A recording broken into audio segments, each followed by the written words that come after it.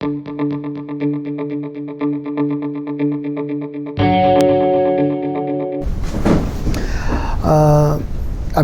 जो corona virus का संक्रमण हुआ है उसके बाद में बहुत सारे लोगों के अंदर कुछ बदलाव देखे गए हैं। ख़ास तौर पे जो बहुत लोग लॉकडाउन के दौरान घरों में थे, तो उनके अंदर इस तरह की प्रवृत्ति बहुत कॉमन होती है हम सब के अंदर कि अगर हम खाली हैं तो हम अपने हिसाब से अपने सोने और जगने के समय को बदल लेते हैं।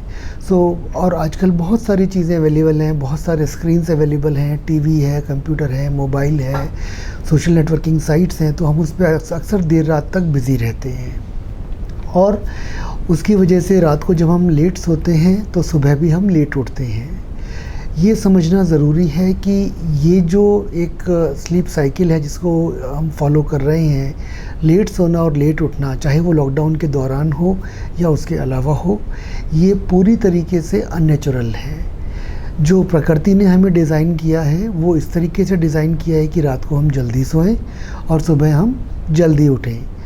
आपने कभी किसी चिड़िया को देखा होगा, वो सूरज ढलने के बाद सो जाती हैं और सुबह 4 बजे 5 बजे उठ जाती हैं। तो हमारी जो एक आइडियल दिनचर्या है सोने और जगने की, वो इसी के बीच में होती है। इसको अगर हम किसी भी तरीके से बदलते हैं और हम अपने आप को नॉकटर्नल या निशाचर बनाने की कोशिश करते हैं, तो हमारे शरीर में कई तरह के बदलाव आते हैं और उन बदलावों में बहुत सारे हार्मोन्स होते हैं जिनका सिक्रीशन बदल जाता है। बहुत सारे ऐसे हार्मोन्स होते हैं जो कि हमारी भूख को बढ़ाते हैं, और रात में जो लेट तक जगते हैं अक्सर उन लोगों में भूख लगने की प्रवृत्ति ज़्यादा होती है। और वो हार्मोन्स आपके ब्रेन पे असर करके इस तरह की जो केवल ऑयली और फैटी जो फूड होता है उसके लिए आपके इंक्लिनेशन को बढ़ाते हैं, और इससे वज़न बढ़ने की संभावना बेहद बढ़ जाती है। इसके अलावा रात को लेट तक सोने में कई बार अगर सुबह ऑफिस जाना हो तो सुबह जल्दी उठने पे नींद पूरी नहीं होती, उस वजह से भी बहुत तरह की बीमारियां होती हैं। तो ये जो चीज़ें हैं, अगर आपके अंदर किसी भी लॉकडाउन के दौरान या उसके पहले इस तरह की अगर आपकी प्रवृत्ति रही है जिसमें कि आपने अपनी नेचुरल साइकिल को, स्लीप वेक साइकिल को फॉलो नहीं कर रहे हैं, तो उसको कोशिश करें कि आप उसको नेचुरल स्लीप वेक साइकिल की तरफ ला सकें। ये आपको बहुत तरह की बीमारियां जैसे कि हार्ट प्रॉब्लम, मोटापा, ब्लड प्रेशर की बीमारी, डायबिटीज़, कुछ तरह के कैंसर, इन सब से बचा सकती है। ये आपकी नींद पूरी करेगी, आपके एक्सीडेंट्स होने की संभावना कम होगी।